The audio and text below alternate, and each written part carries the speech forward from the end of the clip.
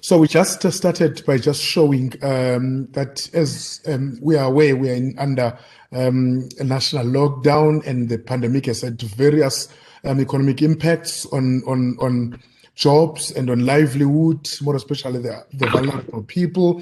Of course, the pandemic exacerbates the problems that already we faced as a country, because it came when we were already in the middle of economic crisis. And of course, the impact is more visible at a local government level, and it continues to manifest itself in various and in complex ways. And of course, in as far as local economies are concerned, we've seen a number of business closures, job losses. We've lost revenue for municipalities that most of them generally are struggling already with income generation. So it becomes very difficult, and those that are retrenched or lost jobs become a burden to municipalities. And as such, it's important that economic development plans now play a leading role in service delivery, economic development, infrastructure investment. We also make a point that municipalities and their partners need now to think differently about various economic development plans in order to deal with issues that will promote investment. Such plans in particular should focus on informal economy as well as SMMEs, because those could be the backbones of economic recovery and reconstruction strategies, more especially if people are losing jobs and businesses are closing down. And of course, we are now in 2 years implementing the district development model. And of course, we want to use it as a base for local economic development. And of course, we feel that COVID-19 as well as the district development model give us an opportunity to reimagine our local economies. We look at some opportunities in the SMME space. Of course, this is squarely in the mandate of the Department of Small Business Development. We are mainly responsible for supporting municipalities, so it's not really our core function as a department. But of course, NDP says 90% of the jobs will come from this particular space, and this was done. These estimates were done a few years ago, and of course, we've seen some strides made by government and the private sector recently to optimize resources for SMMEs. And of course, SMMEs continue to be a priority of national government as well as for job creation, and the number of assistance programs and resources that are channeled to this particular space. And of course, the specific roles that we could play as local government in this regard. One, developing LED strategies and initiatives that will shape the business environment for businesses within municipalities. That concept of creating an enabling environment or conducive environment becomes very, very important in making sure that SMMEs form an integral part of it.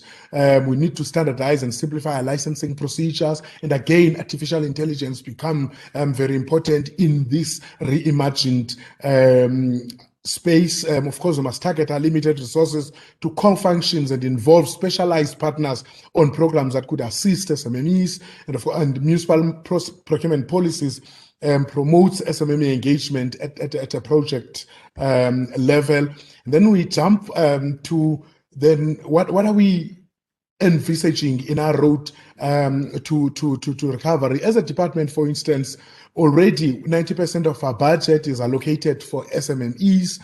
We pay about 98% of our SMMEs within 38 days. I mean, within 30 days, so 98%. Whilst a number of other sector departments are struggling in this regard.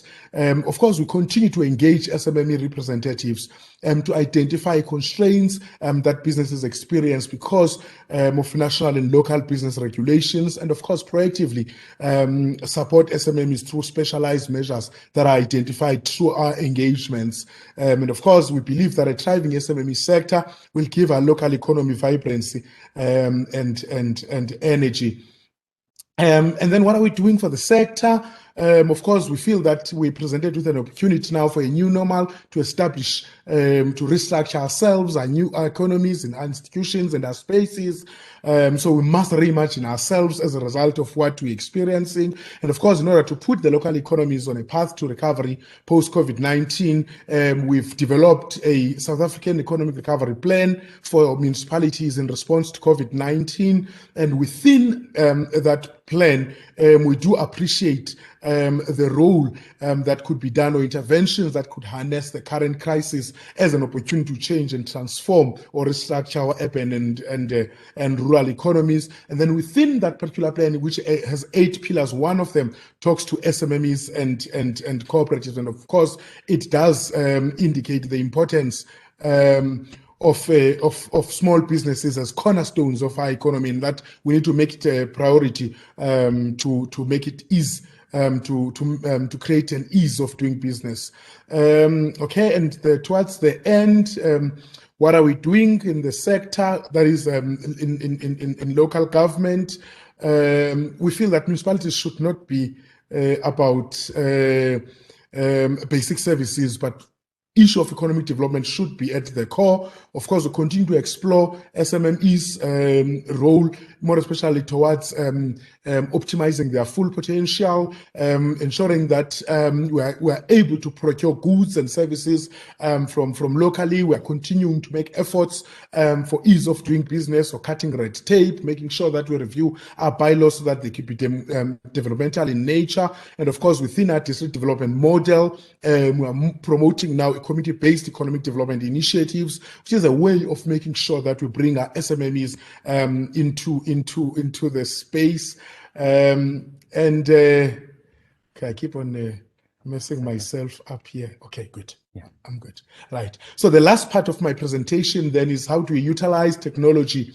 Of course, digital inclusion is no more a choice, we argue, but an integral part of human rights. I mean, we've just seen now with the COVID grant how people have struggled to get these at the post offices, and yet we could have explored the digital space where whoever is applied using their cell phone could then be approved on their cell phones. Then when the money is available, it could be sent to them through their cell phones, and they could withdraw the money at any retail space in the country without having to go and queue for 5 days in post office. And the situation is dire in small towns within the country. The technological potentials or challenges that are presented by COVID-19 and the lockdown in the education sector point to the need to tackle and ramp up ICT infrastructure capacity and capabilities, more especially for us as a country. And again, when we're in the hard lockdown, when everybody else was doing business, needed to register and get a permit to do business, SMMEs